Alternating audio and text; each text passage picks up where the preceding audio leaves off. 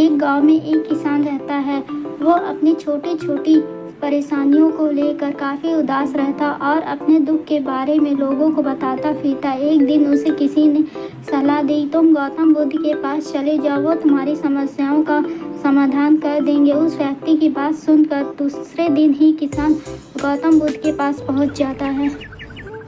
गौतम बुद्ध के पास पहुंचकर उसने बताया, मैं एक किसान हूँ और मैं खेती करके जीवन यापन करता हूँ। मैं यहाँ अपनी समस्याओं का समाधान लेने के लिए आया हूँ।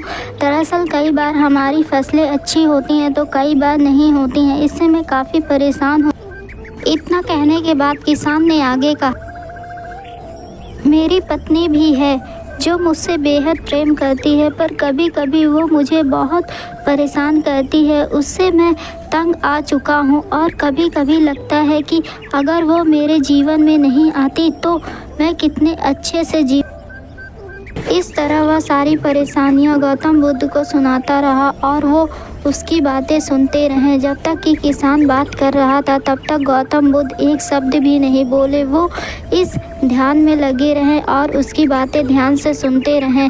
तभी किसान आगे मेरा एक बेटा भी है जो काफ़ी अच्छा है, लेकिन कभी कभी वह मेरा कहना नहीं मानता। उसके इस व्यवहार से मुझे काफ़ी परेशानी हो।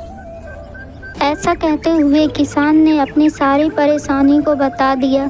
इस तरह किसान ने अपने जीवन का सब कुछ जो उसे परेशान करता था, दुखी करता था, वो गौतम बुद्ध को बता दिया। अब किसान के पास उन्हें बताने के लिए कुछ भी न था और उसका मन भी काफ़ी हल्का हो। महात्मा बुद्ध से सब कुछ कहने के बाद वह उनसे अपनी परेशानी के समाधान की उम्मीद लगाए बैठा था। काफ़ी देर तक गौतम बुद्ध के जवाब का इंतज़ार करने के बाद बेसब्र होकर किसान ने ऊंची आवाज़ में महात्मा बुद्ध से पूछा, क्या आप मेरी समस्याओं को लेकर कुछ? तब गौतम बुद्ध ने, मैं तुम्हारी किसी भी तरह से मदद नहीं कर सकता। किसान महात्मा बुद्ध से ऐसे जवाब की उम्मीद नहीं की थी। वह उनका जवाब सुनकर काफ़ी हैरान हो गया। उसे अपने कानों पर भरोसा नहीं हो रहा था। उसने भगवान बुद्ध से पूछा कि ये आप क्या बोल रहे हैं? क्या आप मेरी समस्याओं का समाधान नहीं कर सकते? मैंने सुना है कि आप सभी की समस्याओं का समाधान करते हैं, तो मेरी समस्याओं का क्यों नहीं?